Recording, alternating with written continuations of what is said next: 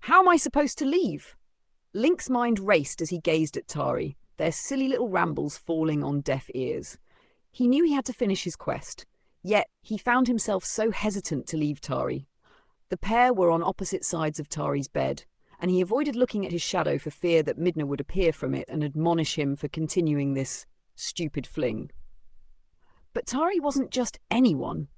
Despite his initial doubts, Link couldn't stop his mind from wandering, picturing various ways their potential relationship could progress. He imagined cooking together, exploring the world on horseback with them, clinging to his back, and perhaps even starting a family. He internally shook his head at that last one. Slow down, you aren't even together yet.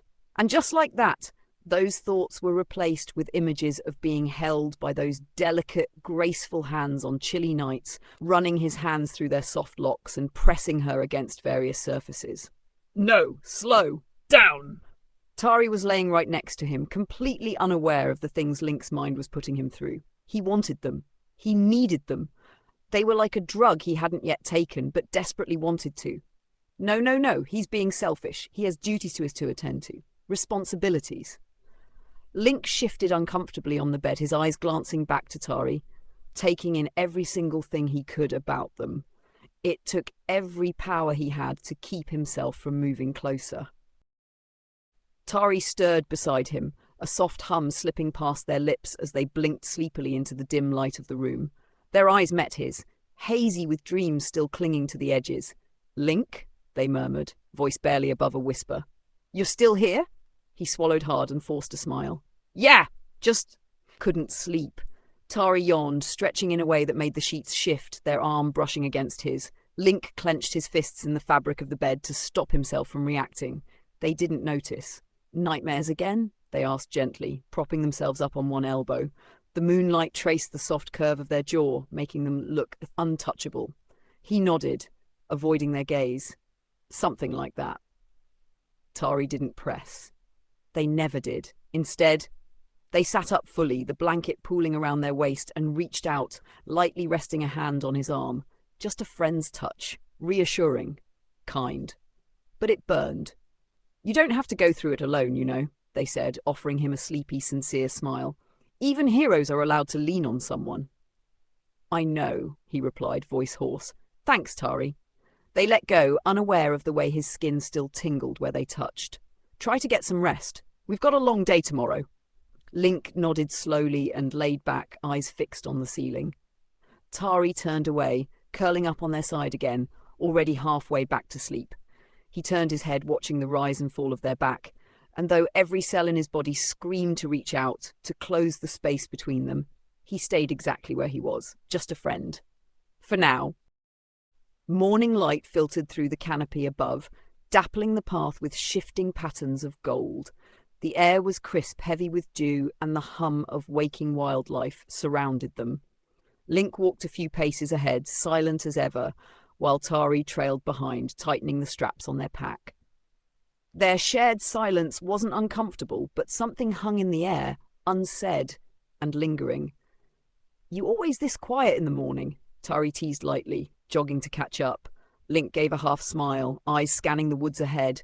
"Only when I've got a lot on my mind." Tari raised a brow but didn't pry. They knew better. Instead, they adjusted the hood over their head and glanced at the horizon. "How long until we reach Hyrule Castle?" they asked, falling into step beside him. "By sundown if we don't get sidetracked," he paused, then added, "Zelda said she'd be expecting us. Wants a full report." "Lucky us," Tari said, feigning enthusiasm. "Royal debriefings. So fun." Link chuckled under his breath, the sound brief but real. The two moved steadily, navigating the forest path until the trees began to thin and the towering spires of Hyrule Castle came into view, its silhouette piercing the sky like a memory neither of them could forget. Later? In the castle's war room, Zelda stood at the head of a long table, parchment maps spread beneath her hands. Her eyes lit up when Link entered, and she greeted him with warmth and a flicker of wariness. "Link, Tari, good, you made it," she said, nodding to them both. Tari gave a small bow. "Your Highness?" Zelda gestured for them to come closer. "We've had movement near Zora's domain, unusual seismic activity. Sidon sent word. I need you both to investigate. It could be connected to the recent monster surges. Link exchanged a look with Tari. We'll head there right away. By evening, they were halfway to Zora's domain. The terrain had changed, lush and wet, with streams weaving through mossy rocks. Rain had begun to mist the air, and the world shimmered in shades of green and blue. Tari exhaled, pulling their cloak tighter. I forgot how wet this place is. You get used to it, Link replied, eyeing the high cliffs that marked the path to Zora's home. He didn't say it, but he was already thinking of Sidon, of the tension in his last letter, the worry hidden beneath the formalities. And still, even with all that ahead, his thoughts kept circling back to the night before, to Tari's hand on his arm, their voice in the dark. No matter how far he travelled, some things followed. The towering archways of Zora's domain shimmered with falling water and ancient grace. The stone path slicked beneath their boots as Link and Tari stepped onto the bridge. The soft glow of lanterns reflected off the cascading falls, casting a calming blue across the wide-open plaza. Sidon was already there. Tall, regal and unmistakable, the Zora prince stood at the top of the steps, hands folded behind his back. His eyes lit up the moment he saw Link, and without hesitation he descended toward them, graceful even in haste. Link, my dearest friend, Sidon's voice echoed warmly through the water-soaked air. Link offered a rare, genuine smile. Sidon? The prince's stride slowed as he noticed Tari beside him. And you must be the companion Zelda mentioned. Tari, they said with a polite nod. Nice to finally meet you, Prince Sidon. Sidon offered a charming bow. Please, Sidon is fine among friends. Any friend of Link's is one of mine. Tari gave a faint smile, but something in the air shifted slightly. Sidon's eyes lingered just a little longer on Link than necessary, an old familiarity wrapped in something deeper. Link noticed, and he wasn't sure what to do about it. I'm glad you both came quickly, Sidon said, leading them toward the inner chambers. There have been tremors near the East Reservoir Lake, not just minor ones, deep, rumbling quakes, and last night one of our sentries spotted a creature that vanished into the mists. We fear another rift is forming. Link's jaw tensed. Like the ones near Death Mountain? Sidon nodded. Possibly worse. We've evacuated the nearby caves just in case. But I won't lie to you, something is stirring in the depths. Tari glanced between the two of them, catching the undercurrent of familiarity. Sounds like we came just in time. You did? Sidon replied, pausing to look at Link again, quieter now. I'm grateful. It's always easier when you're here. Link met his eyes for a moment, the weight of unspoken things pressing between them. Then he looked away toward the falls. Tari noticed that too. Night had fallen over Zora's domain, and the entire city shimmered like a dream beneath the moonlight. The falling water glowed with an ethereal blue, and gentle music echoed from the lower levels, where some of the Zora celebrated a local festival despite the rising tension. Tari stood near the edge of one of the upper balconies, their eyes fixed on the distant lake, now still and shadowed. The air was cooler here, laced with mist and the scent of rain on stone. They'd changed into something more comfortable, Zora-made fabric, gifted to visitors, a soft tunic lined with silver thread that caught the light like starlight. Footsteps behind them broke the quiet. Couldn't sleep either? Sidon's voice was low, respectful, but tinged with warmth. Tari shook their head without turning around. Not exactly the most relaxing situation we're walking into. Sidon came to stand beside them, hands resting behind his back. No, it isn't, but you seem steady. I admire that. They offered a half smile. You don't even know me. I know enough, Sidon replied gently. You're here, you're helping Link, and he trusts you. That says more than a dozen conversations. Tari looked over at him. You two go back a while, huh? Sidon nodded slowly. We've fought, bled, and nearly lost everything together. That kind of bond doesn't fade. There was a pause. Not hostile, but thoughtful. You care about him, Tari said, softly. Sidon's gaze dropped, his voice quieter. I do, I always have. Tari turned away, gripping the cool railing. I don't know where he stands, they said, almost to themselves. Sometimes I catch him looking at me like I'm the only one in the world. Then other times it's like he's already gone. Sidon exhaled slowly. He carries so much weight. Guilt, duty, grief. Sometimes I fear it's more than even he realizes. Another silence, not awkward, heavy with shared understanding. I won't stand in the way, Sidon added, his voice lower now. If there's something between you and him, but I won't lie, I wish there was still something left for us too. Tari didn't answer right away. The sounds of the waterfall filled the space between them like a curtain, muffling everything unsaid. Then softly, Tari replied, I think we're both standing at the edge of something we can't name yet. Sidon smiled faintly, eyes distant. Then I hope, whoever he chooses, he doesn't walk away from it again. Would you like to cut? Just beyond the archway, cloaked in shadow and the soft rush of the waterfalls, Link stood motionless. He hadn't meant to eavesdrop. Not really. He'd gone looking for Tari to ask if they needed anything before the morning mission. But as he neared the upper balcony, he'd heard voices. Sidon's first, steady and low. Then Tari's, softer, a little guarded. Something in their tone stopped him cold. You care about him. I do. I always have. The words hit him harder than they should have. Link's grip tightened around the stone pillar beside him. Sidon's voice had always been kind, warm in a way that made it easy to forget how deep it ran. But hearing him say it out loud, it stirred something raw in Link. Something he hadn't named, had been too afraid to. And then came Tari's voice, uncertain, vulnerable in a way Link rarely saw from them. Sometimes I catch him looking at me like I'm the only one in the world. Then other times it's like he's already gone.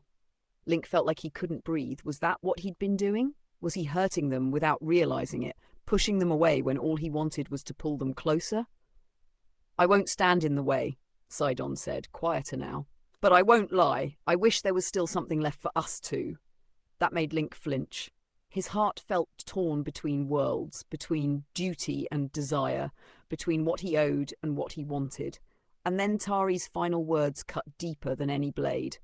I think we're both standing at the edge of something we can't name yet. Link stepped back, retreating into the darkness before they could sense him there. His footsteps were silent, but his thoughts screamed. He wasn't sure if they were talking about him or without him. Link sat on the edge of his guest chamber bed, the moonlight slanting in through the carved stone window, casting long shadows across the floor. He'd removed his tunic and boots, but the weight on his chest remained heavier than any armor. Their words looped in his mind. Sometimes I catch him looking at me like I'm the only one in the world. Tari had seen him, even when he tried to hide behind silence, behind duty, behind that carefully built wall. They still saw him. And Sidon, he'd never stopped looking. Link buried his face in his hands. He'd spent so long running, from love, from comfort, from the risk of wanting anything for himself. Every time he got close, it was like something tore it away. Time, fate, destiny. What if he was doing it again? He looked toward the window, toward the distant glimmer of the lake. He wanted to protect them both.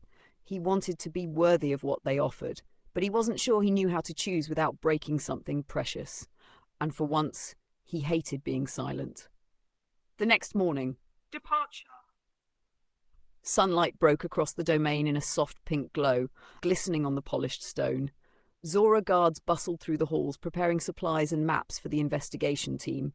Link stood outside the main plaza, adjusting the straps of his gear. His face was unreadable, but his jaw was tight, eyes distant. Tari approached first. Morning, they said gently, testing the waters. Sleep okay?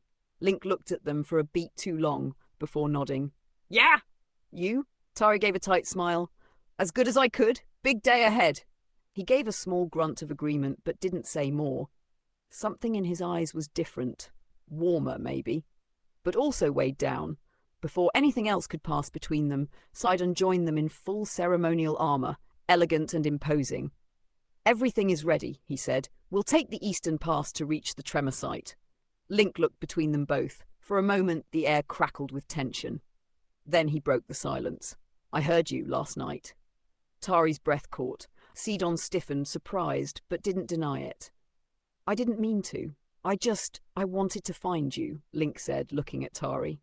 Then his gaze flicked to Sidon. Both of you. They said nothing, waiting. Link exhaled. I don't know where this is going. I don't know if I deserve either of you, but I'm done pretending I don't feel anything. He looked straight at Tari now, and there was something fierce in his voice, rare and real. I do look at you like you're the only one in the world, because sometimes you are.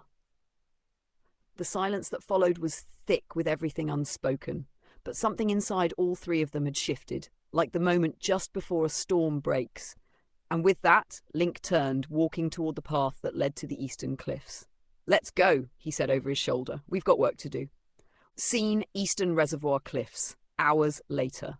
The path had grown narrow, carved into the cliffside with sheer drops on either side. The air buzzed with an unnatural charge, and the ground beneath their boots trembled ever so slightly. Not constantly, but enough to unsettle. Link signaled for them to stop. He crouched low, pressing a hand to the stone. Another tremor, deeper this time. Sidon unslung his trident, his expression sharpened. "It's closer, beneath us, maybe." Tari glanced over the edge, then knelt beside Link. "Whatever it is, it's not natural. The energy in the air, it feels twisted." Then the earth exploded. A thunderous crack split the silence, and from the chasm below, something surged upward. A massive serpent-like creature, pulsing with molten veins and armored scales that shimmered like obsidian. Its head was crowned with bone and glowing eyes that radiated rage. "Move!" Link shouted, drawing his sword just as the creature smashed through the cliffside, sending debris flying. Tari rolled back, landing hard and drawing their twin daggers. Sidon leapt into action beside Link, already engaging the beast's flank with sweeping water-infused strikes. The monster roared, shaking the cliffs again. Its body slithered through the air with terrifying speed, tail whipping toward Tari. "Tari!" Link called out, but they were already mid-dodge, flipping backward with expert grace. "I'm fine! Focus!" they yelled back. Link dove in, blade flashing, slashing through a vulnerable joint just as Sidon struck the creature's eye with a spiraling thrust. The beast shrieked and recoiled, but not before hurling a massive boulder from its tail straight toward Link. He didn't see it in time. Tari did. They tackled him to the ground, the rock crashing beside them and sending a shockwave through the path. For a moment, Link stared up at them, breathless. Tari's hands were on his chest, face inches from his. "You okay?" they panted. Link nodded, stunned. "Yeah, you?" "Ask me later." They both scrambled up just as the serpent lunged again. Sidon was on its back now, driving his weapon into the nape of its neck, water magic flaring with each strike. "Now!" he shouted. "Link, the crystal in its chest!" Link sprang forward, sword glowing with energy as he slid beneath the beast, dodging its snapping jaws. In one smooth motion, he drove the blade into the core embedded in its chest, a brilliant flash of golden light bursting outward. The serpent convulsed, screamed, and collapsed, crashing into the water below with a massive splash that echoed through the canyon. Silence followed, only the sound of their breathing and the distant rush of the falls. Aftermath. Sidon landed beside them, catching his breath. Well, that was more than a tremor. Tari leaned against a boulder, wiping blood from their brow. "You think?" Link was still staring at them, not with fear, but something close to awe. "You saved me," he said quietly. Tari met his gaze, still catching their breath. "Yeah, guess I'm not ready to lose you yet." Sidon looked between them, the barest shadow of something flickering behind his smile. "We should report this to Zelda," he said eventually. "Whatever that creature was, it wasn't acting alone." Link nodded, but his eyes didn't leave Tari's. "We will. But first, we rest." Scene: Riverside Camp that night. They made camp beside a stream just off the main path, still close to the cliffs, but far enough from the ruins of the battle. The fire crackled low, casting flickering shadows on their faces as they sat in a loose triangle. Link, Tari, and Sidon each lost in their own thoughts. Tari poked at the fire with a stick, watching embers drift into the night air. "You think that thing was part of the upheaval Zelda's been warning about?" they asked. Link nodded, seated cross-legged with his back against a fallen log. "Yeah, and I think was waiting for something, or someone!" Sidon tossed another log into the fire. "It felt corrupted, like the Blight, but older, like it remembered pain." A silence settled. Not uncomfortable, but heavy with the weight of what they'd seen. Then Tari broke it, glancing at Link. "You always throw yourself into danger like that." Link gave a small smile. "Only when people I care about are at risk." Their eyes met for a long, quiet second. Then Sidon cleared his throat, not interrupting, but gently reminding the moment it wasn't just theirs. "You both fought well," he said. "And together? You're formidable." Tari leaned back against a rock, exhaustion creeping in. "Let's hope that's enough for whatever's coming." Link looked up at the stars, eyes distant again. He still hadn't forgotten the things he heard last night, but right now all he could feel was the warmth of the fire and the two people beside him who made him feel less alone. Scene, Hyrule Castle. The next day, the sun filtered through the high windows of the castle's war chamber as Zelda studied the glowing crystal Link had recovered from the serpent's chest. Her fingers traced the ancient runes etched into its surface. "This isn't just a corrupted monster," she said at last, voice low. "It's a construct, created long ago, likely during the first calamity, something meant to be buried and forgotten." Sidon frowned. "Then why is it surfacing now?" Zelda turned to him.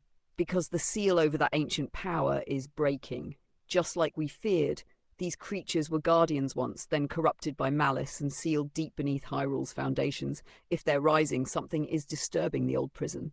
Link's voice was steady. "Ganon?" Zelda shook her head. "No, not directly, but something like him. Something older." Tari crossed their arms, gaze sharp. "So we're not just fighting monsters, we're fighting history." Zelda nodded grimly. "And history doesn't forget." "Is it Lord Demise?" Tari said, their voice quiet but cutting through the chamber like a blade. The room went still. Even the flickering torchlight seemed to dim. Zelda's hands slowly lowered from the crystal, her eyes wide, not with surprise, but with recognition. "We don't know yet," she said carefully, "but I've had visions, shadows in dreams that stretch beyond Ganon, beyond calamity." Link stiffened beside Tari, shoulders tense. He remembered those stories from the Sheikah scrolls, tales Impa had whispered late at night, tales of a being who preceded even Ganon, a god of hatred born at the dawn of time, sealed away but never destroyed. Zelda continued. "Demise's curse runs through the bloodline of every incarnation of evil we've faced. If it is him, or if something's drawing from his essence, we're facing more than war. We're facing extinction." Tari looked between the two of them.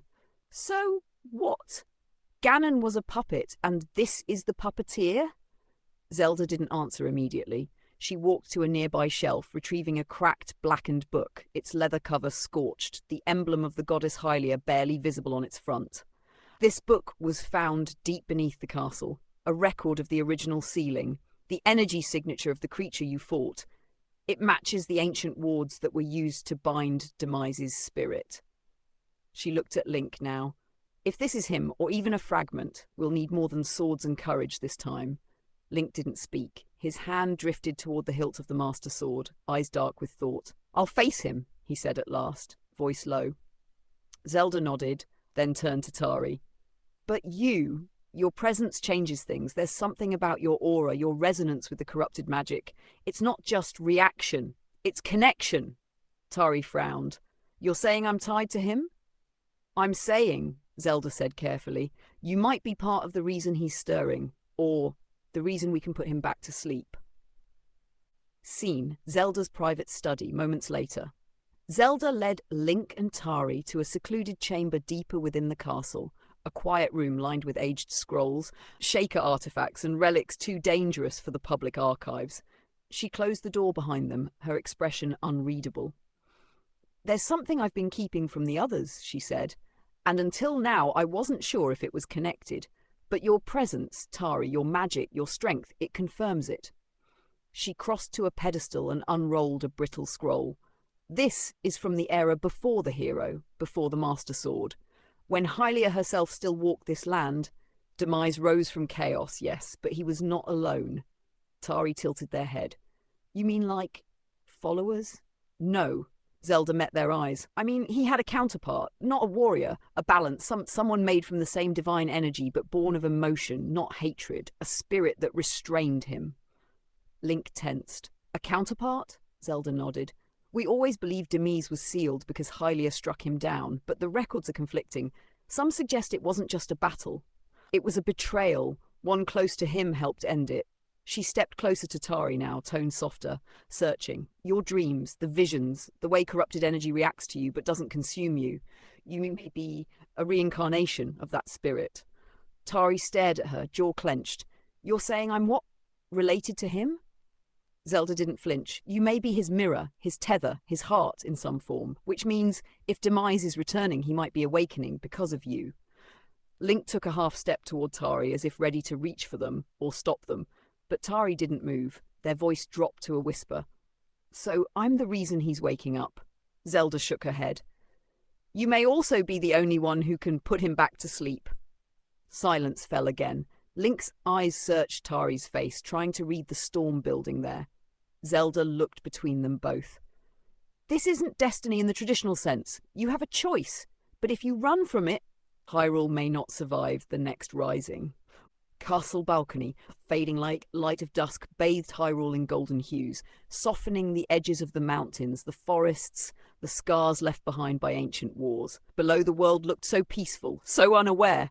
Tari stood at the balcony's edge, arms folded tightly around themselves. The wind tugged at their hair, and for a moment they let it, like maybe the breeze could carry away the weight of Zelda's words. A reincarnation, his mirror, his tether. They stared out in silence. Was it true?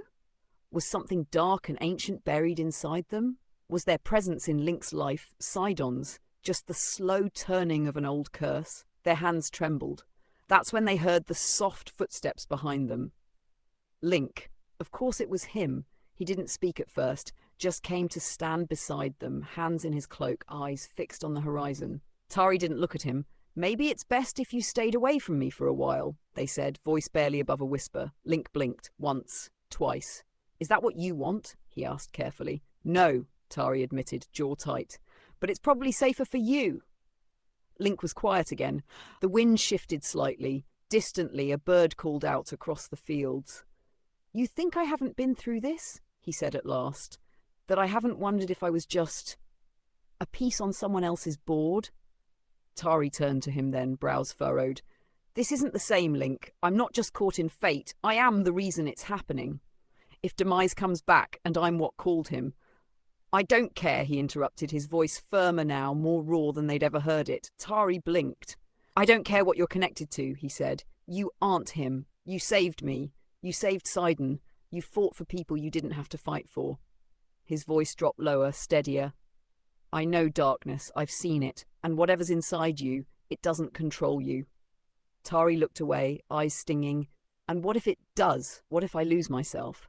Then I'll find you, he said simply. Their breath caught. Link reached forward slowly, not touching them, just standing close enough that they could feel the warmth of him, the steadiness, the anchor. You don't have to go through this alone, he added. But if you need space, I'll wait, as long as it takes. Tari looked at him, heart pounding, eyes searching his face for doubt, for fear, for anything that would let them push him away. But there was nothing, just that same stubborn calm, that same relentless loyalty. So instead of speaking, they looked back out toward Hyrule and said nothing. But they didn't tell him to leave again. Scene: Hyrule Castle, guest quarters. Later that night. The hallway was quiet. Only the faint glow of enchanted sconces lit the path as Tari walked slowly toward the guest wing, her boots echoing softly against the polished stone floors. Link followed a few steps behind, but not close enough to speak. He didn't try to stop her. Not this time. When she reached the door to her assigned room, she paused, hand on the handle. I need space, Link, she said, her back still to him. Even after everything you said, I just need time to think. Alone. Link nodded, even though she couldn't see it. I understand. Tari hesitated. For a brief second, her fingers curled around the edge of the door like she might turn back, like she might say something. Anything. But instead she exhaled and stepped inside. The door closed behind her with a soft click. Seen inside the room. The guest room was quiet, luxurious by any standard, but somehow cold. Clean, impersonal. Tari slipped off her cloak and let it fall to the chair. Her blades rested on the nearby table, glinting faintly in the moonlight streaming through the window. She stood there for a long time, just standing, breathing, feeling the silence wrap around her like a second skin. Her mind wouldn't stop spinning. Am I really his mirror, his tether? Would things have stayed quiet if I'd never met Link? Never joined this fight? She sat on the edge of the bed, hands gripping the sheets until her knuckles ached. She thought of Link's face when he said, "Then I'll find you." A flicker of warmth, then guilt crushed it down. Tari curled up on the bed, still in her clothes, staring at the dark ceiling above. No tears came, just a bone-deep tiredness. a weight that didn't seem to lift even now. Eventually, sleep found her, not peaceful, but enough to silence the thoughts for a few hours. Outside the door, Link lingered just a moment longer. Then he turned, silent as shadow, and walked away. Hyrule Castle, just before sunrise. The castle was still asleep when Tari slipped out. No guards stopped her. No voices called after her. The corridor was hushed, filled only with the soft echo of her footsteps and the low hum of morning wind. She didn't leave a note. She didn't say goodbye. A cloak wrapped tightly around her shoulders. She passed through the main gate, the guard nodding out of reflex before realizing too late who she was. By the time the castle stirred, Tari was already gone. Scene: Hyrule Field, morning light. Mist hung low over the dew-covered grass, curling around her boots as she walked. The wind tugged gently at the hem of her cloak, and the distant calls of birds echoed across the wide-open plain. In the distance, the sun began to rise behind the hills, casting golden light over the land. She walked with no destination, only direction. Away! Away from the castle!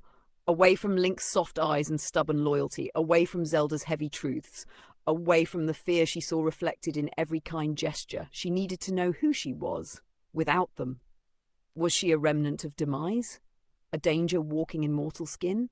Or something else? As the sun lifted higher, she kept walking, alone, uncertain, but resolute. Each step was an ache, but it was hers. Meanwhile, Hyrule Castle, Link stood in the courtyard, her empty room echoing in his mind.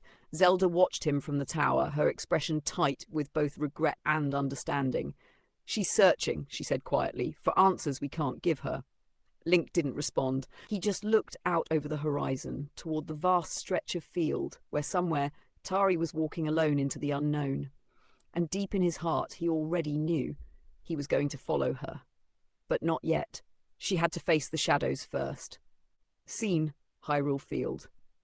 Tari walked for hours, the wind at her back and the castle fading into the horizon.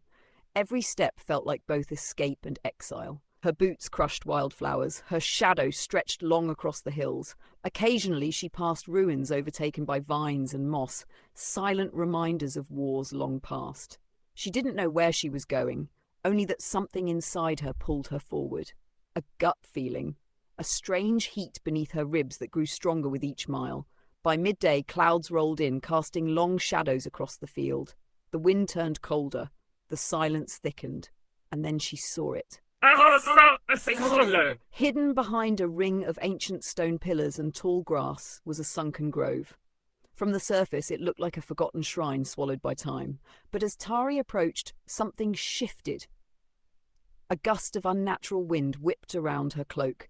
Her fingertips tingled. The stone under her feet darkened, polished obsidian symbols slowly glowing faint red beneath the moss, reacting to her presence. She stepped into the circle, and the world fell silent. The grass bent inward, the air thickened, and at the centre of the grove stood a cracked marble dais, surrounded by 7 tall, freestanding mirrors. They weren't ordinary. Each one shimmered unnaturally, their surfaces rippling like water.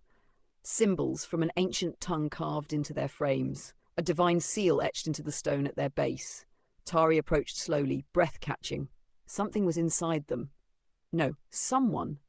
In the largest mirror at the centre, a figure stood frozen mid-roar, muscles tensed, fangs bared, hair wild like fire, cloaked in armour but broken in places, cracks splintering through him like glass. Ganondorf.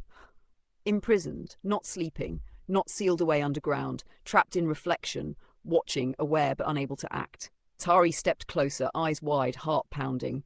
The air grew hot, the ground vibrated softly beneath her boots, and then his eyes moved.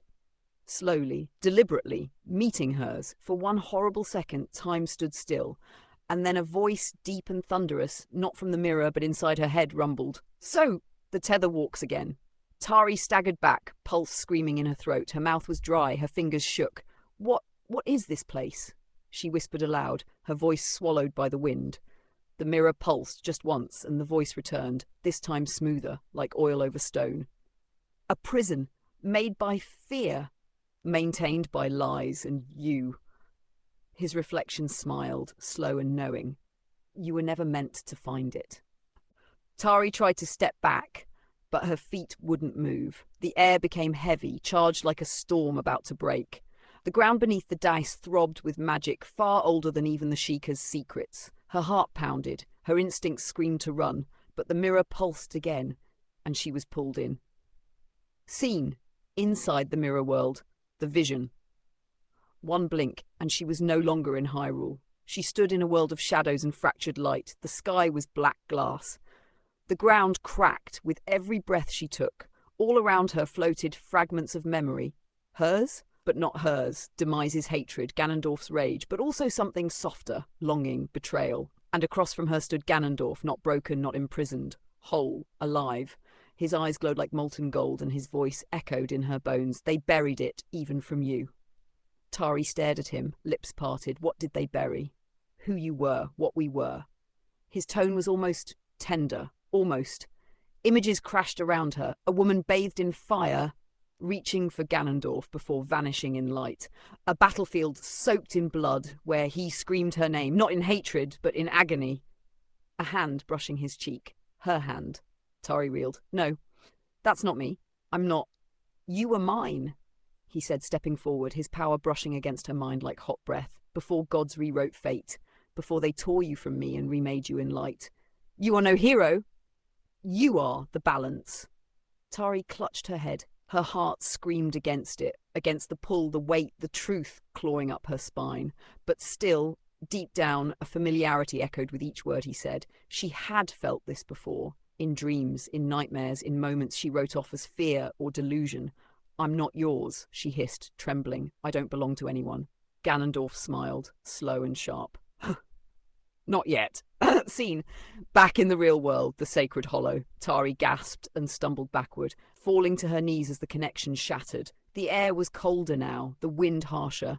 The mirrors buzzed faintly with magic, but Ganondorf's reflection no longer moved. Only his eyes remained locked on hers, watching, waiting. She scrambled up, panting, heart racing. She had to leave. She bolted from the sacred hollow, cloak billowing behind her as the sun dipped lower in the sky. But no matter how far she ran, her mind couldn't shake what she'd seen, or what she'd felt. His voice echoed again, faint now, almost like a whisper just behind her ear. You'll come back, you always do. Scene, Hyrule outskirts. Tari's lungs burned, her legs ached. She hadn't stopped running since she fled the sacred hollow. The wind whipped harder now, clouds blotting out the last of the sun. She didn't know how far she'd come, only that the field had given way to rocky terrain, the sky growing darker by the minute. Her thoughts still pulsed with Ganondorf's voice. The vision wouldn't fade. You were mine. You are the balance! She stumbled hard, catching herself on a boulder as her knees threatened to give out. Her breath came in shallow gasps. That's when she saw the firelight ahead. Scene? The Hermit. A small campfire crackled beneath the overhang of an old hill. A weathered tent rested nearby, and sitting cross-legged at the fire was a hooded figure, long hair silvered with age, robes marked with ancient symbols. He looked up as she approached. Didn't expect a visitor, he said calmly, eyes shadowed beneath his hood. Tari didn't answer. Her legs gave out, and she sat heavily on the ground across from him, eyes still wide with lingering shock. He studied her. You've seen the mirrors. Her head snapped up. You know about them? He nodded slowly. Prison of the true king, place of the reflection curse. Few find it, fewer survive the vision. Tari's voice cracked. He said I was connected. That I was! Is it true? The hermit didn't answer immediately. He stirred the fire, letting the silence weigh. You're not his, he said at last. But you're not Zelda's either. You were forged in a war the world doesn't remember. He looked up, gaze sharp now. You're not a weapon, you're the scale, Tari frowned. What does that mean? The old man leaned forward. You are choice. If you walk toward the light, he remains sealed. If you walk toward him... He didn't finish. Tari stared into the fire, her breath shallow. I don't know what I'm walking toward anymore. That's the first true thing anyone in your place has ever said, the hermit replied. Scene, Hyrule Castle. Same night. Link stood in front of Tari's empty room, jaw clenched, cloak already on his shoulders. He didn't ask for orders. He didn't wait for Zelda. He was already on his way out the door. Zelda caught up to him at the gate. You're going after her, she said softly. He nodded. I should have known she'd leave. She has to face it on her own, Zelda said. Link turned to her, expression firm but unreadable. She won't have to stay alone. Then he mounted his horse and rode into the night, toward the sacred hollow, toward the trail she didn't know she'd left behind. The sky was a pale wash of grey-blue as Link rode across the field, his eyes scanning the horizon, scanning for signs of her. A crushed wildflower path, a smudge of ash from a fire long gone, a faint warmth in the grass where someone had stood too long. He found all of it, but not her. Seen the sacred hollow, later. By noon, he reached it. The air was heavy here. The circle of mirrors loomed in silent warning, and the ground hummed faintly beneath his boots. He approached the central ice, heart beating faster. The mirror holding Ganondorf flickered faintly, like it sensed him. Link's hand moved instinctively to the hilt of his sword, but there was no voice, no vision, only a faint echo, a warmth in the stone like someone had stood here not long ago. Tari was here. He stepped back, eyes narrowing. "Where did you go?" he whispered to no one. A wind blew through the hollow, but it didn't answer. Seen Hyrule Field. That night. Link made camp beneath a rocky ledge, a small fire crackling beside him. His horse grazed quietly nearby. He sat with his back against stone, cloak wrapped around him, staring into the flames. His eyes were tired, but his expression was unreadable, controlled, focused, still. He'd covered more ground than most could in a day, but still, nothing. He hadn't found her, and somehow that stung worse than any wound he'd ever taken. He closed his eyes for a moment, just a moment, and whispered her name. Tari, but only the wind replied. Seen? The hermit's camp, midnight. The fire had died down to glowing embers. The cold crept in through the threadbare tent flap, curling around Tari's sleeping form like unseen fingers. The hermit sat nearby, cross-legged, unmoving, watching the flames. Tari shifted in her sleep, face tightening. A bead of sweat slid down her temple. And then?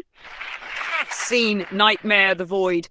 The dream began in fire. Flames towered around her, licking the sky, but they gave off no warmth, only dread. She stood alone in a ruined battlefield, soaked in ash and blood. In the sky, Zelda's voice echoed, cold and sharp. You were never just one of us. A heartbeat passed. Then came another voice, dark and massive. You were mine.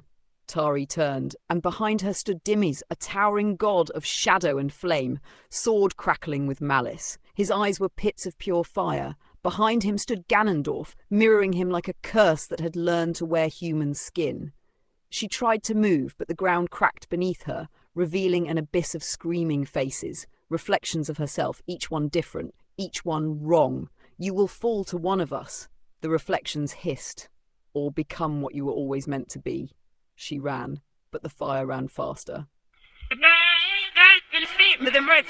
Suddenly, the battlefield cracked like glass, shattering around her, and again she stood before the mirrors.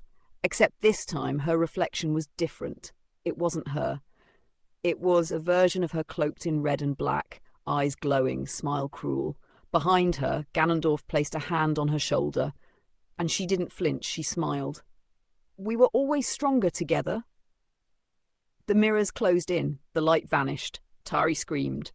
Seen the hermit's camp, dawn. She jolted awake, gasping, her breath ragged. Her hands shook, her heart thundered like a war drum. The fire had died out. The hermit hadn't moved. He glanced at her with knowing eyes. You dreamed of him again. She didn't deny it. Instead, she whispered, It's getting worse. I can't tell what's memory and what's his influence. The hermit nodded slowly. The past speaks louder when the gods are silent. Tari clutched the edges of her cloak, curling in on herself. What if I'm not strong enough to fight it? A long silence passed. Then the hermit spoke, voice low and firm. Then don't fight alone. Seen the hermit's camp, morning mist. The sun barely crested the hills and a pale mist blanketed the land. Tari sat outside the tent now, arms wrapped around her knees, watching the field stretch endlessly before her. The nightmare still clung to her skin, but the fire inside her hadn't died. It couldn't. That's when she felt it. A sensation, faint warmth, like the sun brushing only one side of her face. A pulse in the air, familiar in a way that made her chest tighten. She stood quickly, eyes scanning the land. There, pressed into the soft dirt near the base of the hill, a hoof print. Deep, recent, another beside it, boot prints. Her breath caught. Link, he had been here. She turned, gaze drifting westward toward the sacred hollow. Her hands trembled. Not from fear, but something else. Something she couldn't admit to herself yet. He'd come for her, and she'd missed him. A rustle behind her. The hermit! You felt him, he said softly. She nodded, jaw tight.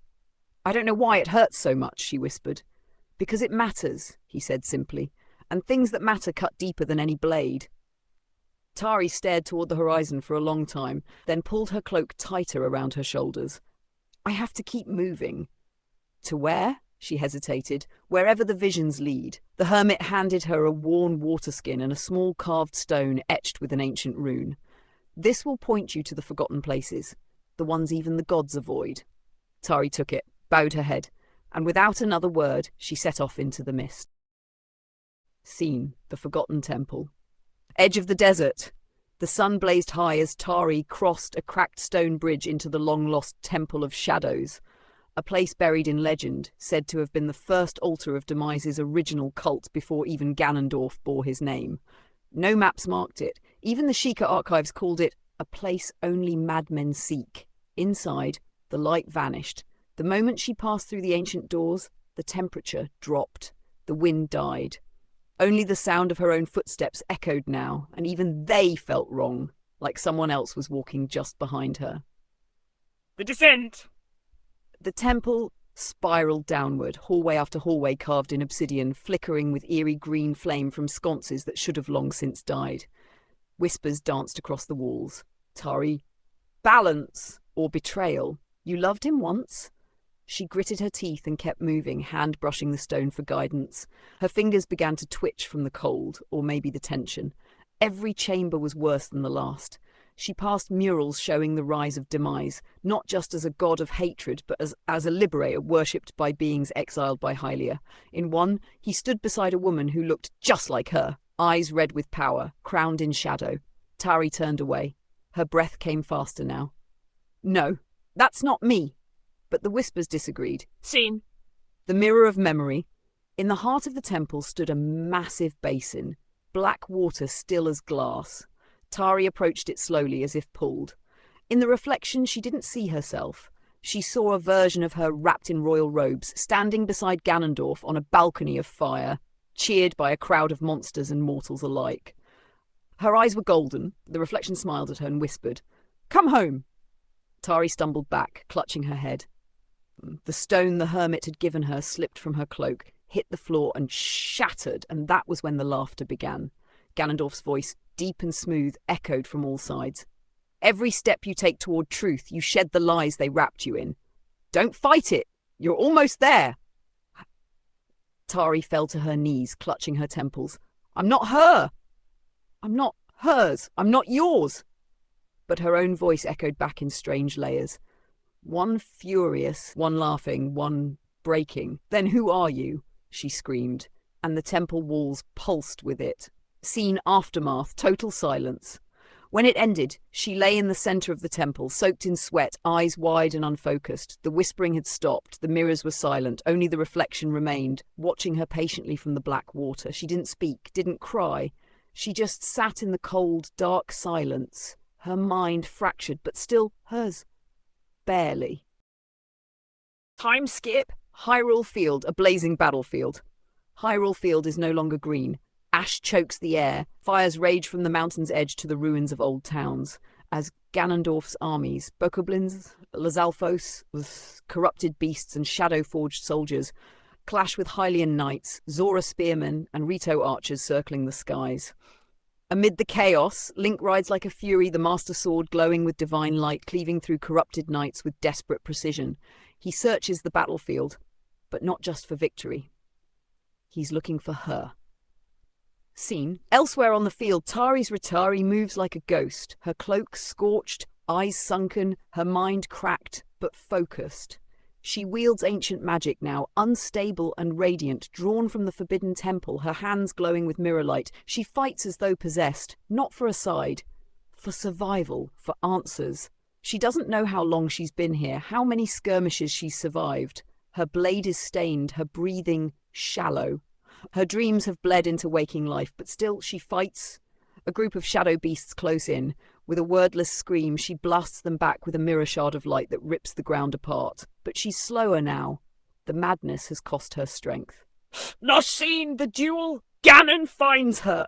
As the smoke clears, a massive presence lands in front of her, cracking the earth. Ganondorf, in full armor of obsidian and flame, eyes glowing like twin stars of ruin. He grins. There you are. Tari steps back, wounded, exhausted, magic cooling from her fingertips. I'm not yours, she growls. He laughs. You were. You will be, no matter how many lives you pretend to live. She rushes him with all she has left, light clashing against his shadow, but he's stronger, faster, and terrifyingly precise. Their battle isn't elegant. It's brutal, physical, raw. He impales her side with a jagged blade of energy. She chokes, collapsing to one knee, blood soaking her fingers. You can't kill me, she spits. No, he agrees, but I can remind you. He presses his hand to her forehead and images flood her mind. Memories that might be real, might be fake. Her ruling beside him, her smiling beside him, whole cities bowing before her. She screams again, but this time it's pain, not power. Then a flash of silver, a roar, a shockwave. Gandalf jerks back, eyes narrowing. Link lands between them, sword drawn, fury in his eyes. Scene aftermath, fading light. Ganondorf vanishes into smoke, laughing, but it's hollow. Link turns, catching Tari as she collapses into him, blood coating his gloves. Tari, he breathes, cradling her gently. Stay with me. She can barely see his face, her vision a blur of gold and blue. Why did you come back? His voice breaks. I never stopped. She closes her eyes. Whispers start again, but quieter, more distant. And for the first time in days, maybe weeks, she doesn't feel cold. Scene 1, Shaker Healing Tent, nightfall. Tari's body lay wrapped in linen, soaked with poultices and bandages. The Shaker medics worked in near silence, hands steady, eyes grim. One whispered, she shouldn't have survived that wound. Link sat at her bedside, unmoving, as if willing her to stay with him by sheer force of presence. Blood stained his tunic, his hand gripped hers tightly. Zelda entered quietly. Her gaze softened. She's still fighting. Link didn't answer. He knew she was fighting something far more dangerous than a wound. Scene 2, Dream Space. Tari floated in a vast, colourless void. Above her, a burning sky split into two halves, light and shadow. Below, shattered reflections of her past hovered in midair like broken glass. Her as a child, her laughing beside Link, her smiling at Ganondorf, her screaming alone. She turned slowly. Two figures stepped from the fog, one cloaked in divine light, serene, emotionless. Helia's echo, one tall, armoured, wreathed in flame and shadow. Demise memory. Both had her face. Helia's echo, this is where you choose. Not who you are, but what you'll become. Demise's memory. You can't erase what was written in blood. You were mine before you were anything else. Tari stumbled backward. No, I'm me. I'm me. Highly as I prove it. Scene 3. The trial, mirror of self. Suddenly, the void shattered and she stood in front of a massive mirror, smooth as glass, dark as night. Her reflection stared back at her and stepped out. It attacked, fists clashed, magic exploded. Her darker self whispered every doubt, every cruelty she buried, every temptation she almost gave into. You want to be loved by both of them. You want to be feared. You want to stop fighting and just give in. Tari collapsed to one knee, the reflection standing over her, blade drawn. But then, a flicker, a memory, Link's voice, a whisper, a plea. Come back to me. Her fingers curled around nothing, and it turned into light. She struck, shattering the mirror with one final scream. Her dark self dissolved into mist. Scene 4, The Awakening. Back in the Sheikah tent, her fingers twitched. Link jolted forward. Tari, her eyes fluttered and opened. Scene 5, Aftermath, a fragile sunrise. She lay there, pale and trembling, eyes staring at the tent ceiling like she had just crawled out of the underworld. Zelda stepped forward. You've returned. Tari didn't speak. She just turned her head slightly, met Link's eyes, tears welled. She whispered hoarsely, You found me. He nodded, voice rough. Always. And for now, for just this moment, she didn't feel like she was falling. At scene 1, Castle Recovery, days after the battle. Sunlight filtered through the windows of Hyrule Castle. Tari sat on the edge of a cushioned bench in the solarium, still wrapped in soft bandages. The scars along her side hadn't faded, but she was present. Across from her, Link watched silently, eyes scanning her as if afraid she'd vanish again. Zelda sat nearby, setting down scrolls. The battlefield's gone quiet. For now. Tari gave no reply. Her hands trembled occasionally, her dreams still a battlefield of shadows and whispers. But in the sunlight, with Link by her side, something inside her had begun to mend. Scene 2, Nightfall. The castle sleeps. The guards rotated quietly through the halls. All was still. Too still. Tari lay awake in the guest room, staring at the ceiling, her fingers twitching with residual magic she couldn't explain, something unstable under her skin. Suddenly, boom! A thunderous impact shook the castle. Shouts erupted. Scream? Then, silence. Tari shot up in bed, just as the door exploded inward, and a massive form emerged from the shadows. Ganondorf! His armour flickered with embers. One of the castle guards lay dead outside her door, his body twisted and smoking. Tari backed away, horror in her eyes. You shouldn't be here. And yet here I am, he said coldly, striding forward. You called to me. Even now I can feel it in your blood. She lit her hand with magic, unstable, flickering light, but he grabbed her wrist effortlessly, twisting it. No more running. Link arrives. The sound of shattering stone. Link burst in, sword drawn, fury in his gaze. Let her go. Ganondorf smiled. You again. Their clash was fast and brutal, light versus shadow. Link struck with precision and rage, forcing Ganondorf back a step. But Ganondorf was prepared this time. He blasted Link with a crushing wave of dark magic, slamming him into the stone wall. The Master Sword clattered to the floor as Link hit the ground, unmoving. Scene 4, Zelda's arrival too late. Zelda raced down the corridor, cloak trailing behind her. Link, Tari. She skidded into the destroyed hallway, only to find the room shattered. Link crumpled, and the window blown out by force. Tari, no. She rushed to Link's side, shaking him. He stirred, coughing, blood on his lip. Tari. Zelda looked out over the landscape, moonlight catching only distant shadows. They were gone. Scene 5, elsewhere, Ganondorf's fortress. Tari lay unconscious on a cold stone altar, her wrists bound in ethereal chains. Ganondorf stood over her, triumphant. We've wasted enough time. He raised his hand, and her bindings pulsed with ancient cursed magic. The ritual had begun. He didn't need her to love him. He only needed her power. The Throne of Ash. Days later, a fortress deep beneath Hyrule, carved from obsidian and old magic, a place even the gods forgot. Tari sat on a raised throne of black stone, her hands limp in her lap, eyes dull and distant. Not chained now, not screaming, just quiet. Ganondorf stood near, his voice like velvet in her ears. You remember now, don't you?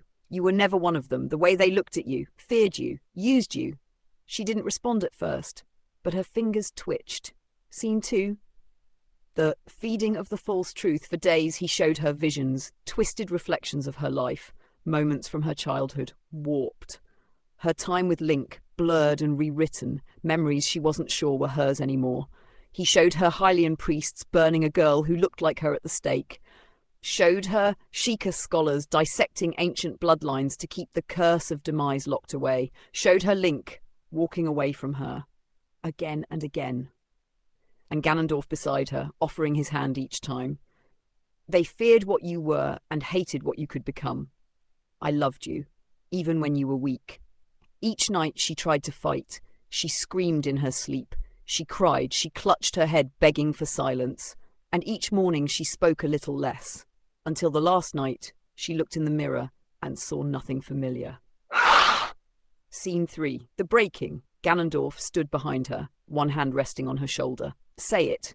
She stared ahead, tears on her cheeks, but her voice was calm, hollow. I was never one of them. Again, I was never one of them. And what are you now? She looked up at him, eyes glowing faintly, no longer her soft hue, but burning amber. Yours. A dark crown shimmered faintly above her brow, a memory from a forgotten age restored. Ganondorf smiled. Good girl.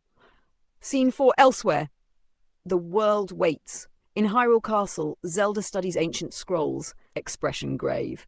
Link sharpens the Master Sword in silence, the firelight reflecting in his eyes, haunted, angry, and unwilling to let go.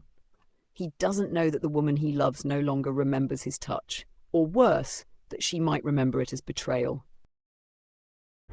Link's mission begins. Rain fell hard over the highlands as Link stood beneath the shattered remains of a Zonai tower, eyes set on the horizon. He had Zelda's blessing, he had the Master Sword, and he had nothing left to lose. "She's still in there," he said aloud. To no one, Zelda placed a hand on his shoulder. "Then you must be faster than the darkness." Scene 2, Ganondorf's fortress, the cage of silk. Tari stood on a balcony of obsidian, wind tussling her now darkened hair, her eyes watching the thunderous skies over a ruined valley.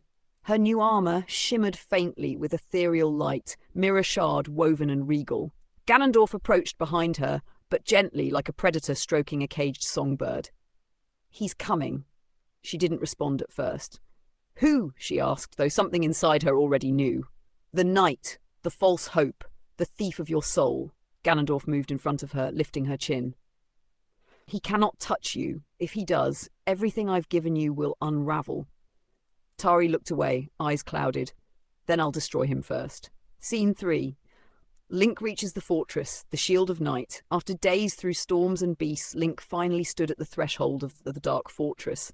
But the air shimmered, and Ganondorf appeared before the gate. No taunts, no monologue, just quiet menace. "You don't get to see her." Link raised the Master Sword. "Then kill me." Ganondorf smiled. "I intend to." The fight was cataclysmic. The very ground shattered under the weight of their power. Light and darkness, past and present, hope and fury. But Ganondorf wasn't trying to win. He was trying to... Scene 4, Tari watches. Something cracks. From a high window, Tari watched the duel. She didn't know why she stood there. She didn't know why her breath caught when she saw that boy with the sword. But her fingers twitched again. Memories tried to claw their way up. Laughter, warmth, rain in the woods. A hand held too long. She dropped to her knees, clutching her head. "No, he's the enemy. He left me. He lied." But she didn't sound convinced anymore. Scene 5. Link falls. Again. Ganondorf, roaring with rage, slammed Link into the mountainside, magic chaining his limbs. Blood poured from his lip. His sword was buried far below. "You will not touch her." Link coughed, weakly lifting his head. "You're afraid. You know she'll remember me." Ganondorf's fist clenched. She already chose. Scene 6. Deep in the fortress, a whisper in the dark. That night, while Ganondorf left to prepare his final spell, Tari wandered the fortress halls, her mind churning. And she heard it, a whisper. Not dark, not manipulative, just real. "I'm still here, Tari. I never stopped looking." The whisper wasn't from the halls. It was from inside her. Scene deep in the fortress, the cell of silence. Link sat against the cold stone wall of the prison chamber, arms shackled in enchanted iron, magic draining runes carved into the floor beneath him. His tunic was torn, his face bruised, but his eyes still burned with purpose. He had stopped trying to escape, because nothing would matter if she was truly lost. Then footsteps, deliberate, light. He looked up, and his breath caught in his throat. Tari stood in the doorway. But not the Tari he remembered, not the one who laughed under sun-dappled trees or whispered jokes beside campfires. This Tari wore dark armor threaded with violet veins of magic, her posture regal, her eyes glowing faintly amber and her face emotionless. "You survived," she said simply, stepping into the room. Link slowly rose to his knees, barely able to breathe. "Tari." She tilted her head as if the name were foreign, or faintly amusing. "You still call me that." He stared at her. "What else would I call you?" She didn't answer. She studied him like one might study a dying animal. "Why did you come?" she asked. "To find you," he rasped, "to bring you back." She blinked. "Back to what? The weakness? The lies? The fear?" he said, eyes locked to hers. "Back to you, the real you." Her mouth tightened. A flicker, just the smallest twitch of hesitation. But then she stepped closer, her voice colder. "That girl is gone. She was a mistake, a broken, confused thing made by people who used her." She leaned down, eye to eye with him, the chains between them the only barrier. "Ganondorf showed me the truth." Link didn't look away, even as pain filled his eyes. "He showed you his truth, not yours." Another flicker, her hands clenched at her sides. "Stop, talking like you know me."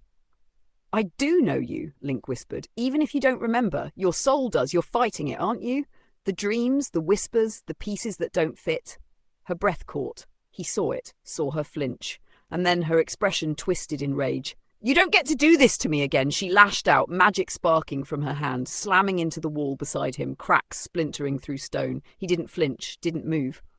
Then kill me, he said. Quiet, steady. If I'm really your enemy, do it. Her hands trembled, her magic flickered, and for a moment, just a moment, her eyes turned back to the colour he remembered, soft, human, haunted. But she tore them away, and without a word, she vanished into shadow. Link was left in the dark, still chained, still bleeding.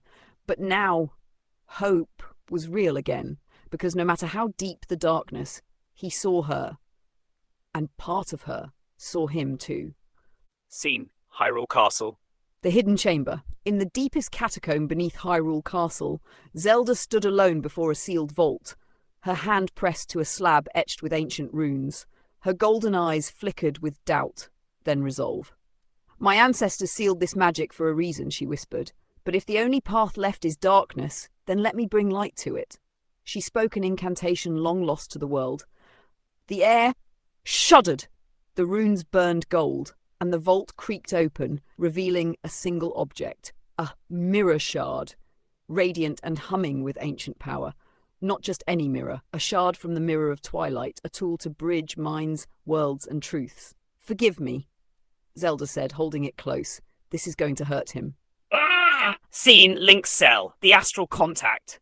Link sat slumped in the dark, still shaking from seeing Tari her and not being able to reach her. His wrists ached from the chains, his strength fading. Then a sudden warmth. Light pierced the cell as the air twisted around him. He looked up to see Zelda, faint and translucent, her expression calm but urgent. Link, Zelda, this is a projection, she said. I found a way to reach you. I don't have long. He stood weakly, stunned. Tari, she's... I know, Zelda said, voice tight. I saw it too. She's not gone. She's still in there. Zelda hesitated, then nodded. You're right, but she's unraveling. Ganondorf has done more than corrupt her. He's rewritten her history, her self-image, her soul. I saw it, Link said, voice cracking. Just for a second, she was there, the real her. Zelda stepped forward, holding the glowing mirror shard. Then this might be your only chance. She reached toward him, and the light wrapped around his chest. This mirror can let you enter her memories, her mind. But only once, and only if her soul is still willing to see you. Link stared. You want me to enter her mind? Zelda nodded. She's not chained in that fortress anymore, Link. She's chained inside herself. And you might be the only one who can set her free. See choice! The light began to fade. Zelda's voice softened. You'll have one shot. If she rejects you, you'll be trapped there with her. Link didn't hesitate. Then that's where I'll be. The shard flared. Zelda whispered, good luck, Link. And then he vanished. His body collapsed in the cell, but his soul had crossed the veil. Scene 1. Tari's mind. The shattered reflection. Link opened his eyes to a strange, endless plane of mirrors, some floating, others shattered, glinting with light that had no source. He stood alone in a warped dream version of Hyrule Field, bathed in dusk. But everything felt off. The grass whispered, the sky cracked like glass. Shadows moved without shapes. Then he heard it. Laughter. Tari's. Echoing, childlike. Then suddenly broken, he turned. A younger version of Tari ran through the field, then flickered, glitched, and dissolved into smoke. And from behind a blackened tree, an older version stepped out, this one dressed in the twisted armour Ganondorf had given her. Her eyes were empty. You don't belong here. Tari, Link called, I'm not leaving without you. The world around her pulsed. The mirrors shuddered. There is no me, she whispered. He made me real. You made me wrong. Link stepped closer. You were always real. You laughed. You fought. You saved people. That was you. Her lip trembled. The dark version of her twitched, and a shard of black glass erupted from the ground between them. Scene 2. Ganondorf's fortress. The soul intrusion. Far above, Ganondorf sat on his throne, his eyes suddenly glowing. He felt it. No. He stood, magic crackling at his fingertips. He found a way in. He roared, and the entire fortress shook. Link! And from the shadows he summoned a soul wraith, his consciousness, burning with fury and smoke, plunging downward into Tari's mind. Scene 3. Tari's mind, the war within. Suddenly the sky above Link shattered like glass. Ganondorf's wraith descended like a storm, black and gold, fangs bared. You dare touch what is mine! Tari screamed and clutched her head, falling to her knees. No, he's not real. This is all wrong. Get out! Link ran toward her, dodging the wraith's lash of darkness.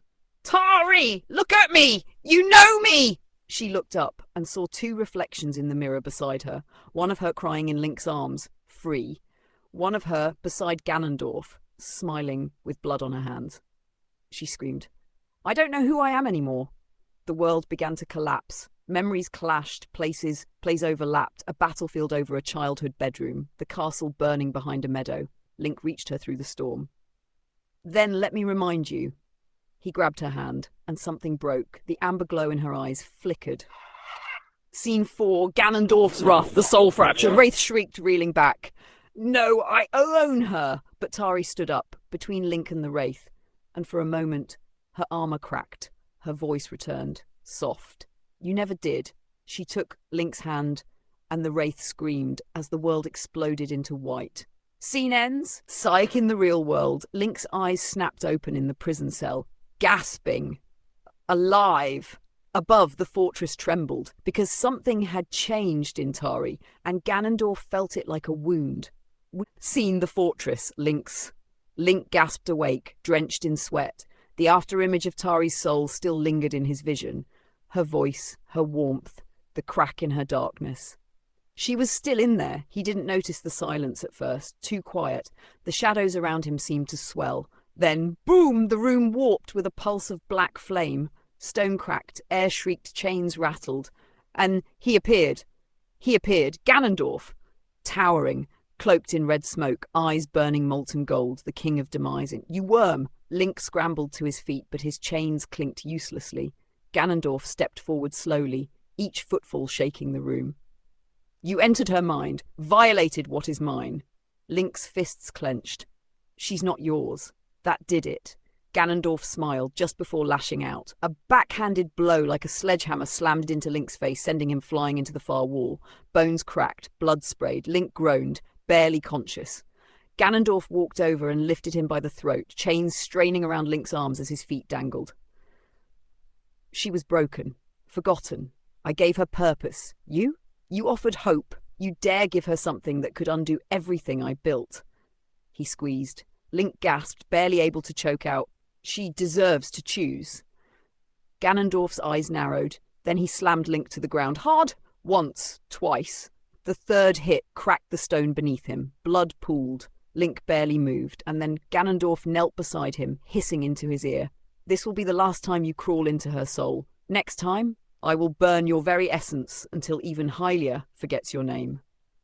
He stood, towering above the broken hero. Rest well, little flame, and with that, Ganondorf vanished into fire. Scene ends. Silence.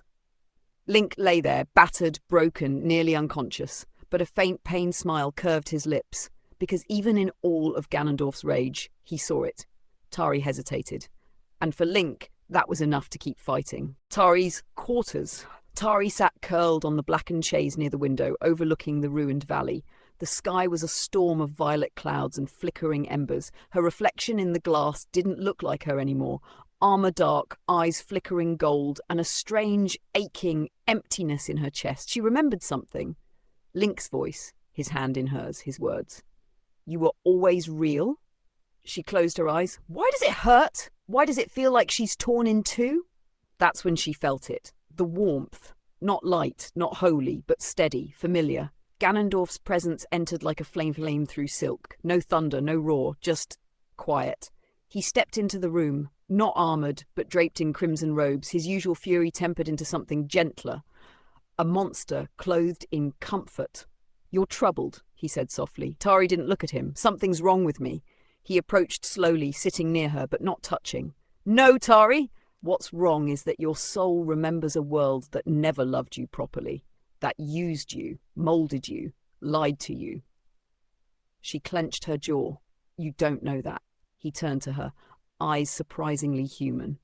I know what it is to be shaped by others' fears, to be called villain when you were only trying to be strong enough to survive. She looked at him now, and his voice dropped to a murmur. They fear your power, but I see your truth. You are not a mistake, Tari. You are magnificent. Her breath hitched. No one had ever said that to her. And what Link said? She asked. Was that a lie? Ganondorf's expression darkened, but only briefly. Link sees what he wants to see, a version of you that fits beside him, one who follows his light, but you, he raised a hand slowly, hesitating before brushing a knuckle to her cheek. You are not meant to follow. You are meant to rise! Something in her eyes shifted, a piece of her pain soothed. Confused. I don't know who I am anymore. Ganondorf leaned in slightly, his voice low, hypnotic. Then let me help you find her. Not the weak girl who questioned everything, but the queen who commands storms. She didn't pull away, didn't answer, but she stayed. And when he left that night, after placing a warm hand over her heart, she watched him go. Not with hatred, not with fear, but with something far more dangerous. Curiosity? Scene 1! The fortress dungeon. Link's spark. The stone cell was cold. Link's blood had dried against his tunic. Every rib ached, one eye was swollen shut, and yet he was alive. Ganondorf hadn't killed him. That wasn't mercy. That was strategy. Let the hero live to watch her fall. But Link wasn't done yet. Footsteps echoed faintly, not heavy guard boots. Softer, a small shape slipped through the shadows, hooded, cautious. Sst, Link blinked. You awake, Hylian? It was a Gerudo girl, no older than 16, slipping a stolen key from her robes. Her eyes darted nervously. My sister serves in the tower, she says, the girl you care about, Tari. She's changing. She doesn't scream at the nightmares anymore. The cell door clicked open. Link groaned, pulling himself to his feet. Why are you helping me? The girl looked down. Because I heard Tari sing once, before he got into her head. She sounded like freedom. She doesn't anymore. Link's eyes hardened. Then let's go get her back. Scene 2, the tower! Tari's descent.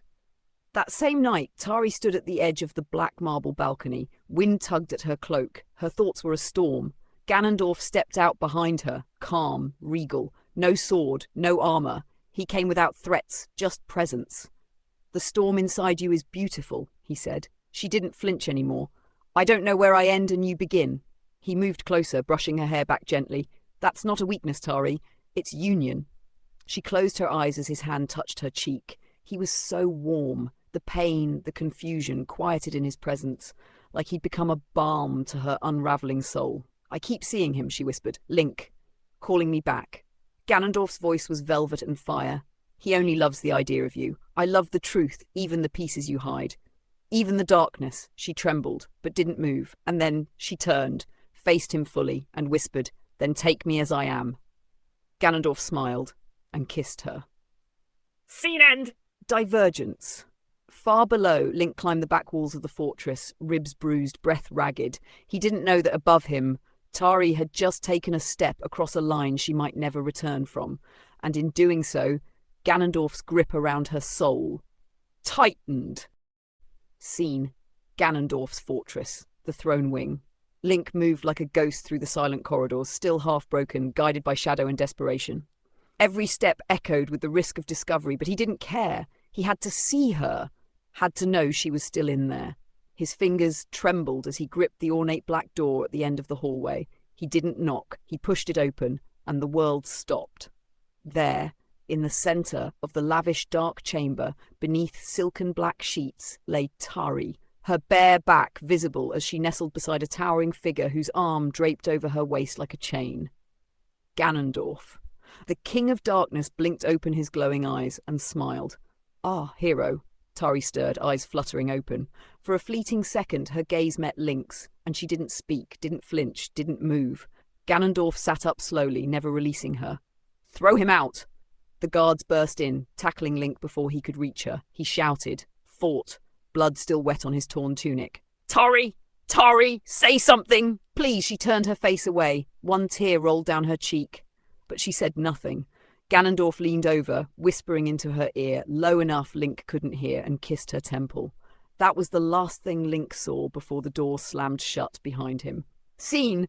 The outer wastes, Link's beat him, threw him into the ash-soaked dirt beyond the fortress gates. But they didn't kill him. Ganondorf wanted him alive, so he'd know. So he'd suffer. The Gerudo girl from before snuck out again hours later, wrapping his wounds, guiding him through a hidden passage in the cliffs. He'll kill me if he finds out I helped you again, she whispered. Link barely nodded, his voice raw. You saved me. I couldn't let him win. Scene. Hyrule Castle gates collapse. The sun was just rising when the guards atop Hyrule Castle's walls spotted the ragged figure staggering up the path. They called out, bows raised, until one gasped, "Wait, that's Link!" He stumbled the last few steps, barely hearing them. Tari's face swam in his mind, her silence, her turning away, Ganondorf's hand on her skin. He fell to his knees, and then darkness. He collapsed, broken in body and heart. Scene. Hyrule Castle Infirmary. The first thing Link heard was wind rustling through an open window. The scent of rain lingered in the air. A low hum of castle life buzzed beneath the silence of the room. He blinked against the golden light. The ceiling was stone. He was home, alive, bandaged from shoulder to ribs, his head propped up on clean linen pillows. And then a voice. "You're awake." Link turned his head slowly. Zelda sat beside the bed, her hair slightly dishevelled, eyes red-rimmed like she hadn't slept in days. She held his hand gently in hers as if afraid he'd vanish again. "You were nearly dead when they found you at the gate." Her voice cracked. "We weren't sure you'd make it." Link tried to speak, but his throat was dry, cracked. He managed one word. "Tari." Zelda's face darkened with grief. "We know where she is. The scouts confirmed it." "She's still with him, isn't she?" Link's voice was bitter, shaky. Zelda nodded. "I'm sorry, Link." He shut his eyes, pain surging fresh in his chest, not from his injuries, but from that memory. Her back turned to him, her silence, her being in his arms. "He took her," Link whispered. Zelda looked at him carefully. "Did she resist?" Link hesitated. "No." That truth hit harder than any blade. He turned away, face buried in the crook of his arm, trying to block it all out. Zelda placed a hand on his shoulder, steady. "She's still in there, I know it, and I believe you can still reach her." Link didn't respond. Not yet. He didn't know if he believed that anymore. But the image of Tari's tear, that one tear, it haunted him. Somewhere, deep down, she had heard him. Scene. The Spire of Dusk. Tari's room. The room was quiet. Ganondorf had left for a war council. Tari sat alone on the edge of the bed, wrapped in soft, dark silks, but they felt like chains. Her fingers idly traced the curve of a pendant on a chain around her neck, a small, simple trinket from another life. From him, Link. It was the last thing she had of him. Somehow it hadn't been taken. Or maybe Ganondorf hadn't noticed, or maybe he had, and let her keep it to torment her. Tari's eyes were dim, red-rimmed, her hair hung around her face, wild and unkempt. She hadn't spoken much for days. She didn't know what time it was anymore, didn't know who she was anymore. He only loved the idea of you. Ganon's voice echoed in her skull. "I love the truth. But why did that truth hurt so much? Why did her dreams keep returning to him?" Link calling her name, reaching out, always just out of reach. Her hands shook. And then the nightmares began. Nightmare sequence. The walls turned red. The mirrors in the room cracked, shattered. Tari stood before her reflection, but it wasn't her. It was Dema, eyes burning, hair like flame. He stood behind her in the mirror, hands resting on her shoulders like a puppeteer. And in her arms, she cradled Link, limp, bleeding, lifeless. "You chose this," Demise rasped. "You let him go." She screamed. Scene awakening. Tari jolted awake in bed, soaked in sweat, breath ragged, eyes wide. And Ganondorf was there, sitting beside her, watching her. "Another dream?" He asked softly. She didn't answer. He reached out to touch her cheek, but she flinched, just slightly. It was enough. "You doubt me," he said, no anger in his voice, just observation. She looked away. The pendant on her chest caught the faint firelight. "I don't know who I am anymore." Ganondorf leaned closer. "Then I will make you anew, not as what they wanted, but as what you were always meant to be." She trembled, because a part of her wanted to believe him. And another part, the one that dreamt of Link every night, was dying.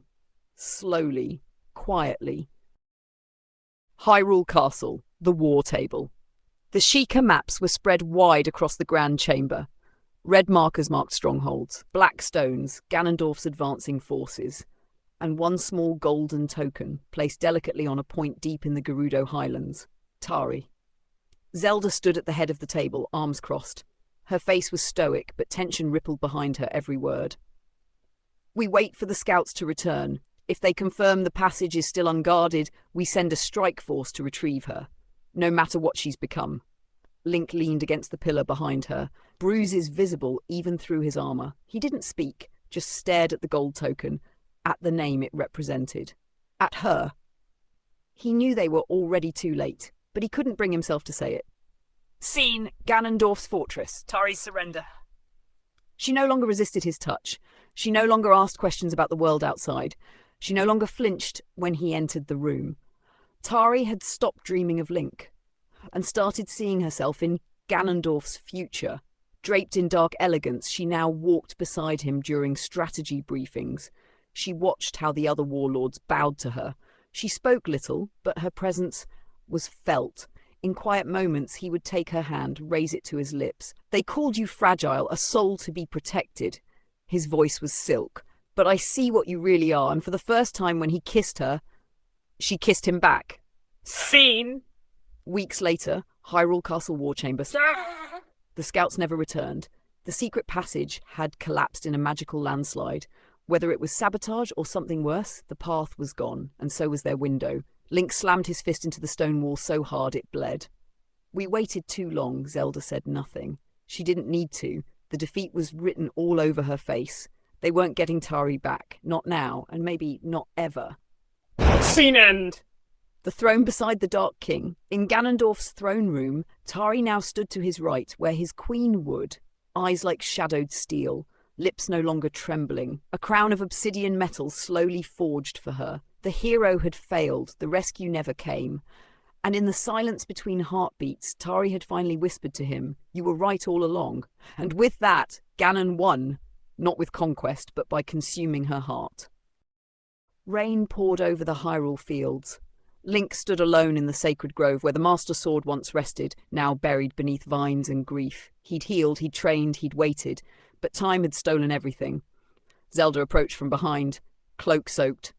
"The council has voted. We defend what's left. No more suicide missions." Link didn't turn. "I wasn't asking permission." "Link," she hesitated, voice trembling, "you saw what she's become. The scouts that escaped, they said she gave the order to burn the West Tower." "That wasn't her," Link muttered. "She wore the crown, Link. Then I'll break it." He gripped the hilt of his blade and walked into the storm. Seen Tari, Queen of Shadows. Ganondorf stood before the legions of darkness. Creatures of ash and steel snarled in the distance. The war drums pounded like a dying heart, and beside him, adorned in black robes traced with gold obsidian circlet resting on her brow, stood Tut. Her gaze was calm, cold, regal.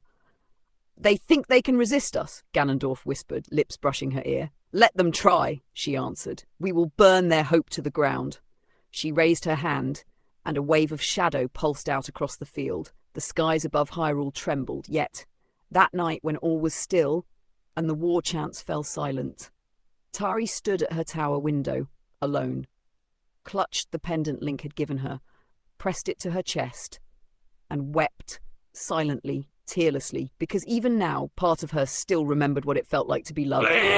Split conclusions set up, Link gathering forbidden magic and ancient allies for one final push, not to save the world, but to save her. Tari rising higher in the Dark Empire, yet slipping further from who she used to be, dreams fading, her heart no longer hers, but still not fully his either. Their destinies are set to collide, but when they meet again, will they be enemies, or the last remnants of a love worth bleeding for? The war room was alight with firelight and maps of conquest. Tari stood at the head of the long obsidian table, her expression stone cold as generals reported cities crumbling, defences failing. And then Ganondorf stepped beside her, his voice low, darkly pleased. "The time has come. Crush their spirit. No survivors." Tari didn't flinch, not anymore. She reached for her chest. Her fingers grazed the pendant, that cursed, fragile little token from the past. From him. Link. Her hand clenched around it. Then, without a word, without hesitation, she ripped it from her neck, the chain snapping like the final tether to the woman she used to be. She marched to the tower's edge. Storm clouds screamed overhead.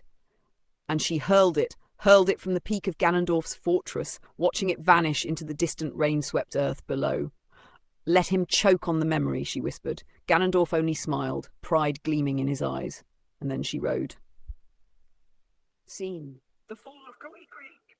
The sky was black with ash. Tari descended like a spectre of vengeance, flanked by beasts and flame. Shadow magic rippled from her outstretched arms, obliterating resistance, crushing soldiers, turning wood and stone to molten ruin. The people begged, cried out her name, "Tari, please!" But she didn't blink. She destroyed Kakariko village, reduced it to rubble and smouldering corpses. Men, women, children. No mercy. Not anymore. The Queen of Shadows had no past. No guilt. Only power. Sealfield. After the carnage. Rain fell steadily. Link limped alone through the soaked plains, drawn by rumours of what had happened. What she had done? He moved like a ghost, mud splashing around his boots, his face pale, eyes bloodshot. And then he saw it, something glinting, barely catching the light beneath a dying tree. He knelt, reached into the muck, and pulled out a broken, dirt-stained pendant, the one he gave her years ago, still warm from the magic it once held, still hers. He gripped it, stared, and something inside him finally quietly died. She's gone. But then, his hand closed into a fist. No, she was taken. And as the wind howled across the field and Hyrule burned in the distance, Link stood up and began to walk, one final time, toward the storm. Scene. The massacre at Kakariko? The village screamed, buildings crumbled, ancient Sheikah homes, ones that had stood since before Calamity Ganon, collapsed under the weight of dark magic. Tari walked slowly, deliberately, through the rubble. Her long black cloak trailed in the ash. Flames danced in her wake. A warrior lunged toward her, screaming her name. She raised one hand, and the man exploded in a pulse of shadow, his armour scattering like broken pottery. Her soldiers cheered. And Tari smiled. It started small, a twitch of the lips, but then it widened, gleamed. Her teeth caught the firelight as she turned toward a group of Shaker elders cowering beneath a shrine. "You worshipped silence," she said, voice cold and laced with power. "Let me grant it to you." Her hands swept downward. The shrine collapsed, burying them in stone and fire. And this time, she laughed. A twisted, cruel sound. One of the dark captains turned toward her, awe in his voice. "You were born for this, my queen." She didn't answer. She didn't have to.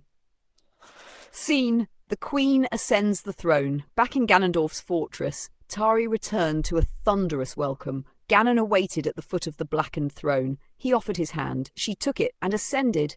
Her steps slow and deliberate. She sat, no hesitation. Her dark crown glinted in the torchlight, her armour stained with ash, her hands still slick with the blood of innocence. The warlords bowed, the monsters roared. Ganondorf stood beside her, proud, possessive. "You see it now, don't you?" he whispered. She turned her head slowly toward him. "I never should have resisted." And in that moment, she became what Hyrule feared most, a queen who enjoyed watching it all burn. Proud. Far away, under starlight, Link stood before the shattered gates of the Forgotten Temple. He'd followed clues, ancient text, whispers from sages. He didn't come for hope. He came for power. His eyes were hollow, his heart numb.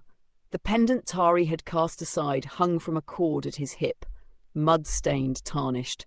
He approached the altar. The voice that spoke wasn't of this world.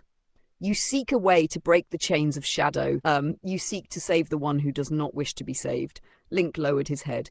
"Then give me the strength to kill the darkness, even if I have to kill her too." The temple trembled, and something ancient awakened, a blade forged of star metal, a gift for the final choice. To save her soul or end it. The sky above the citadel churned with clouds, lightless, heavy with magic. The towers stabbed upward like blackened spears, and at the centre, high above the broken world, Tari sat on her obsidian throne, flanked by fire and beasts.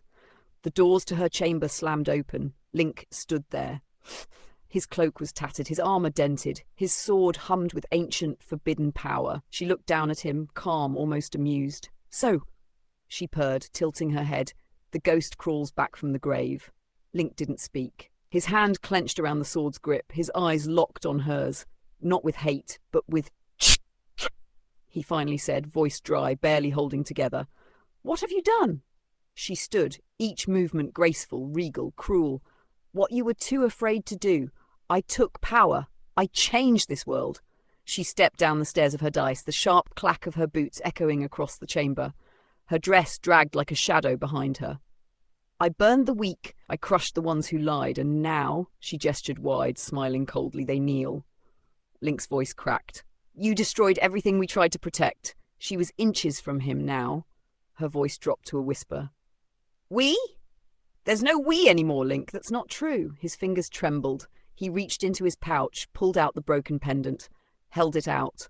Tari's expression didn't waver, but for just a heartbeat her eyes flickered. A twitch, a breath of hesitation. You dropped this, Link said softly. I threw it away, but you cried when you wore it. That struck something. Her mask cracked, only slightly, and that terrified her. So she lashed out. A blast of dark energy erupted from her palm, slamming Link across the room. He hit the wall with a sickening thud, but pushed himself back up, blood at his lip, eyes still locked on her. You don't want this, he gasped. This isn't you. Tari trembled, her jaw clenched, her breathing shallow. Ganondorf's voice echoed in her mind. If he touches your heart, even for a moment, everything we built dies. She raised her hand again, this time to kill, but she hesitated, her voice hoarse. Why did you come back? Link stepped forward, knees shaking, blood dripping, still holding that damn pendant. Because I love you. Silence. Tari's hand dropped to her side, but then the throne room doors burst open again. Ganondorf stormed in, eyes furious, voice thunderous. Enough! In an instant he was between them, shadows swirling like a storm, and without warning, he struck Link through the chest, claws of magic piercing into him, throwing him across the floor. Tari screamed. Ganondorf turned to her, voice low, enraged. You were mine. Don't forget who freed you from weakness. She stared at Link, twitching, barely breathing, the pendant clutched in his limp hand. And something in her broke. Scene. The throne room. Silence after the storm. Link lay still. Blood pooled beneath him. The broken pendant still hung from his hand, his last message unspoken, but not unseen. Tari stood over him, frozen. Her fingers trembled. Her heart thundered beneath her armor. His blood was on her floor. His blood was on her hands, even if she hadn't thrown the blow. Ganondorf turned toward her. You saw what he wanted, he said, voice almost soft. He came to break you. Tari didn't speak. Her eyes remained locked on Link's unmoving form. Her lips parted, breath trembling. Not in grief, not in rage, but in confusion. He shouldn't have come, she whispered, mostly to herself. Why did he? Because he's weak, Ganon growled. You remember what weakness is like, don't you? She flinched. He stepped closer, gently brushing a strand of hair from her face. You remember what it felt like to beg for forgiveness, to be chained by guilt, to love. The word felt dirty now. Love made you hesitate. It made you doubt. Do you feel that now, Tari? Do you feel weak? Silence. Then slowly, she shook her head. No, Ganondorf smiled, and she repeated it. No, I feel nothing. Her voice was colder than frostbite. Her eyes flicked away from Link. She turned her back to him and walked away. Each step echoed with the sound of a heart shutting down. Scene. Link half dead, forgotten. In the darkness of the fortress, guards dragged Link's limp body through the halls like discarded meat. He was thrown into the dungeons again, shackled and broken. He stirred only briefly. His fingers twitched. The pendant was gone. He didn't cry. He didn't scream. He simply stared at the stone wall, eyes hollow. Hope. Gone. Tari. Queen without chains. She stood at the tower balcony, wind howling, the world below burning in the distance. No tears, no sorrow. Ganondorf joined her again. And this time, he didn't need to lie to her because she didn't resist. He reached for her waist, pulling her close, and she let him. Her lips barely moved as she whispered, Love is a lie. Yes, he said, smiling. And I'm done chasing ghosts. The night swallowed her, and somewhere deep in the catacombs below, the one man who had once saved the world whispered her name. Tari?